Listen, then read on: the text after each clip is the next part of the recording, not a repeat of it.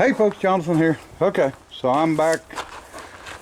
Don't want to film into the sun here.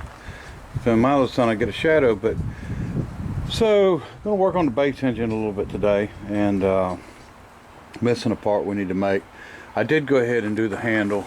You know, these wheels seem to get busted a lot, and I had to do some machining to make this one work. But so we've got a valve on it, and the valve works because this thing set where it was raining in it for a long time, and the valve was shut, and luckily we didn't get anything in the engine, so really lucky on that. Let me see what we're gonna make. All right, we are missing one of these dog bones right here, and completely missing. And look, there's a cat. What you doing, Nana? So anyway, what we're gonna do, you know, it'd be nice to have that cast. It'd be real nice, but we're not going to do that. We're going to go ahead and turn out the two pieces and bore that. It's just a straight bore. We'll bore that. I'll broach the keyway, which is not an issue. It's got a gib key in it, so and then we will cut the piece out with a torch of probably ½ inch, and then weld it between them. We'll get it straightened out and then weld it between them, and then we'll grind it and try to make it look just like this one, or supposed to like this one as we can. Then it must like that valve. And anyway, that's the plan. And try to get that part made, and the rest of the parts is not, you know, that bad to do, which is just mostly them. And we can pop some of them out, no problem. And then we've got to turn out a bunch of these.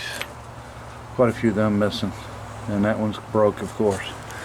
So anyway, there's at least 1, 2, 3, 4, 5, 6 of them missing. Yeah, I think there's 6 missing. We'll have to make of them, and then we've got to do 6 more of the knuckles or the elbows, or whatever you want to call them, clevises. And then we've got the 2 rods to make, which are going to be 5/8. And them rods run from the exhaust valve over to there. And we've got the top rods, thank goodness. They just left us enough stuff, and especially they took the common stuff and left the oddball stuff, like these bent arms and stuff like that. So we, you know, we're absolutely lucky. I'm not complaining. I mean, it's easy to complain, especially about thieves, but anyway, it is what it is. So we're going to get it together. We're not going to have the dash pods on it yet. They're in rough shape, as you can see. We're going to have to go through and do a bunch of work to them. And maybe you can see them. But sun's shining bright. But we're going to try to get everything done to where we can at least run it under some steam pressure without the governor working. And you know, we're running slow. We don't need the latches, so we don't have to worry about the dash pods for now, and we'll just see how it does. All right folks, so part number 1 made, which is this. It's an exact match of that. Well, it was till I dropped it. So this will go on just exactly like that, but this surface and this surface is the same, so we're going to be able to lay that thing down, lay these down and clamp them, and or bolt them through the holes or whatever, and then weld it up so it don't warp. If not, if I thought it was going to be any problem, then I would have bored these afterwards. But it's easier to do on the lathe first. But anyway, so now we're going to make our other piece, and we'll do the broach on it, and then go ahead and roll from there. All right folks, so there's 2 parts made. So there is this one, and then the other one. And like I said, because this is level, what I'll do is take me a flat plate and find out what center is, drill holes in it. I'll bolt these down, and then I will weld the piece in between that I'm going to cut out. And I hadn't broached the keyway in yet because it's going to be straight, and then if I broached it, then I'd have to have it timed. So I think what I'll do is I'll go ahead and make the piece, and then I'll broach it when I'm done. And so when we're done, we're going to try to make it look decent to where you can't really tell too much that it's cast iron, but or that it's steel, not cast iron. All right, folks. I wanted to check the Erie steam shovel engine out. I decided I would turn it over, which I did, and it's good and free. Has not been out in the weather or the rain or anything. But here's our problem that we found. Just because something's out in the weather don't mean that Mother Nature hasn't done anything. It is full of mouse crap. And, that looks like maybe a mouse skeleton. Nah, it's nuts. I don't know. Anyway, you can see how rusty it is because they get in there and they urinate in everything, and it just makes a mess. So we're going to try to blow it out. Just look and see what that surface looks like. It could be so rough we might not be able to. We might have to take it down and do some work to it, but we'll see. I'll get it cleaned out here. All right. Okay, folks, got everything cleaned out. It don't look too bad on the surface. I think it's going to be okay. Oiled it up good, and have got it spun around and have got it temporary plumbed up here, and we just extended our pipe on out. So I'm actually going to fire the boiler, but I'm not going to fire the big boiler. We're going to make sure it's shut off, and we're going to fire the small boiler. So we don't have as much time, and we don't need oh, there we go. All right, so we don't need a lot of pressure, and now we'll have this cut off too. We'll check everything, make sure everything where it needs to be. I'm bad about opening these valves, so make sure if there's any water in them it'll leak out. We haven't fired this boiler in a little while, so I'm going to fire it, but I'm also our water level's good. I think tomorrow I'm going to go ahead and drain the water out. We're going to take the hand holes out, and we're going to hang some rags in it to wick it out and go ahead and get it good and clean and dry, and we're going to shut it down for the winter. We can always, if we decide to use it, fill it back full of water, but it's just harder to close it down than it is to get it back up and running. So got a bunch of Christmas lights so far we're working on, so hopefully we can get enough to make something happen. So let me move all this stuff and go ahead and get some pine cones. We'll get this thing fired up. Daggone, it's been a while since I fired it, so we need to try it out. I need to close the valve on the steam pump and open this valve on the steam pump. There's our one-way check valve. So if I open this one and close the other one, that way the steam pump will be pumping into this instead of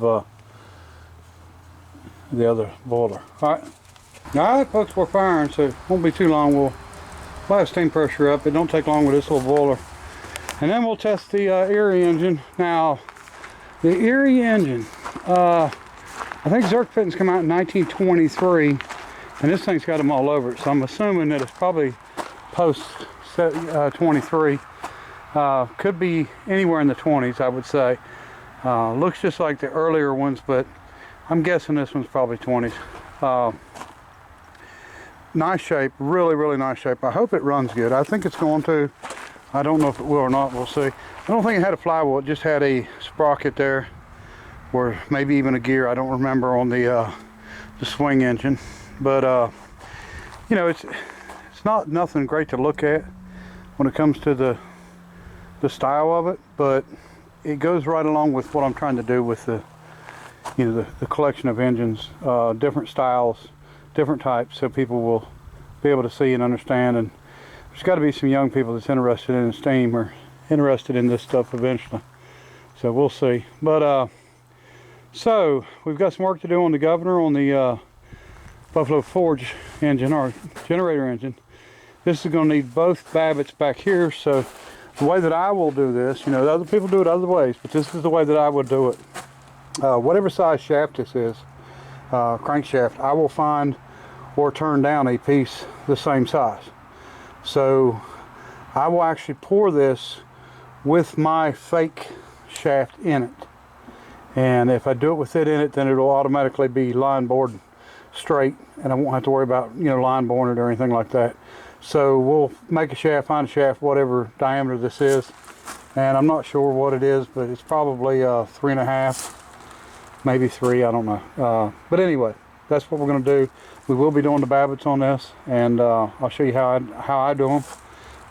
You know, other people I'm sure do them a different way, but we'll melt them out, and we'll probably end up using used babbit, and it's expensive to buy, and there's no reason. Once you melt this stuff and re-pour it, you can't tell the difference. I mean, there's no use really buying it. So anyway, all right, still working on the piece for the Bates engine. I'm gonna probably post this video before that's done.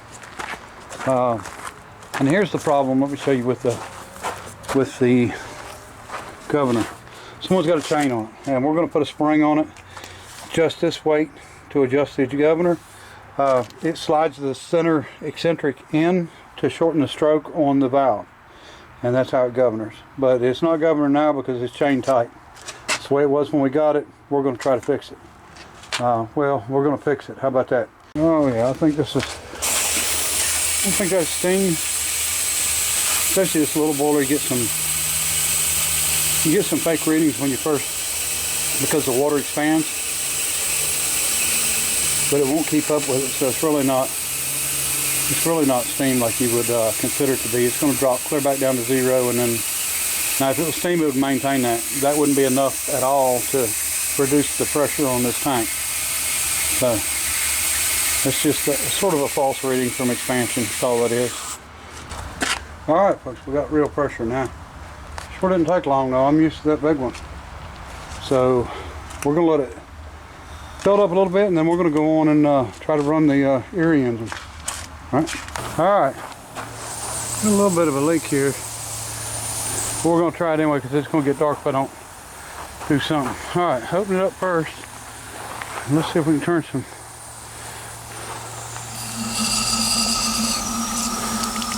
Get the water out of it and get it heated up. And when I say here goes nothing, it's possibilities that this might just be nothing. Find my big hammer so I can change the gear on it.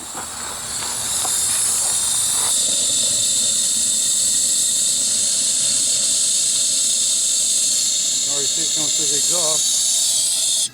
All right, kill it.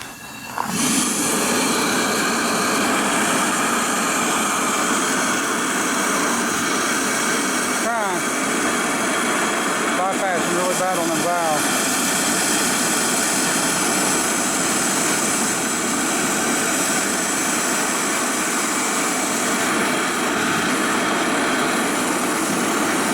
Might work in here.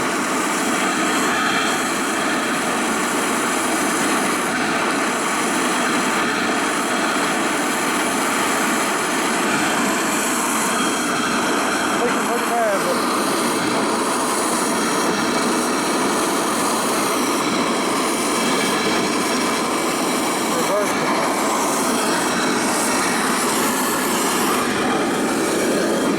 the other way. Well, it started running good that one. There we go.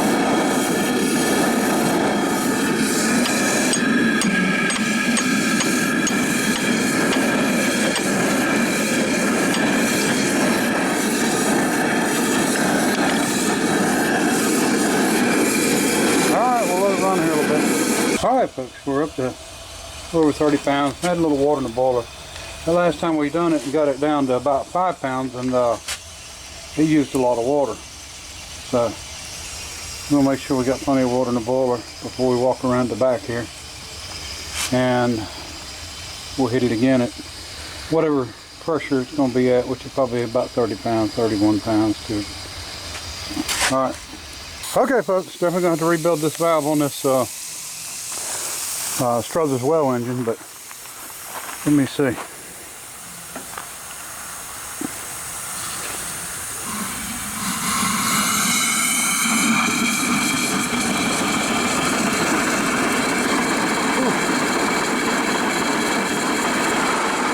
Holy moly. Going real good now. See if we can reverse it.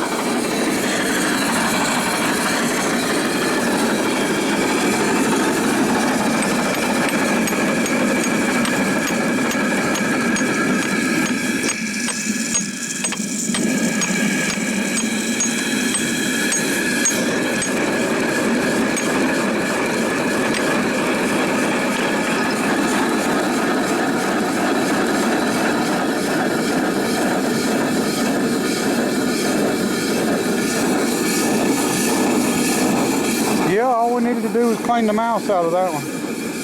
Extermination. Eviction. I gotta get that, get these rods freed up good. For the reverse.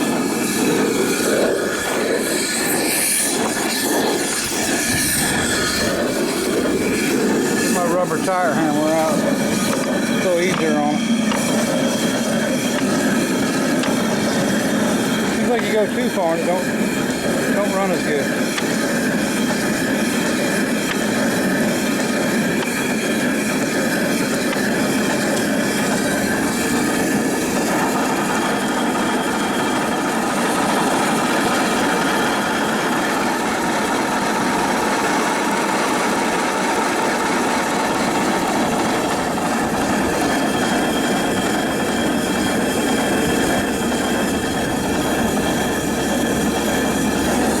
So we've at about 32 pounds. Let's go see how much we've used.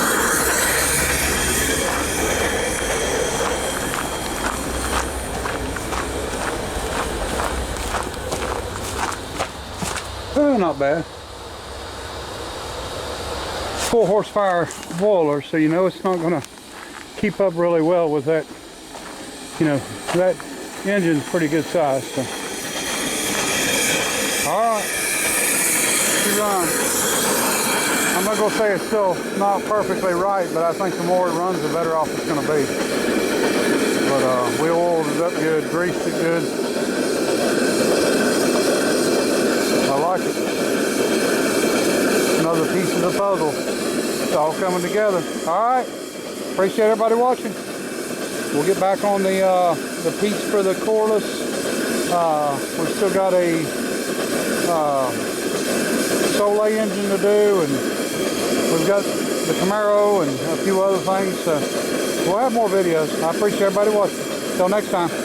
Bye.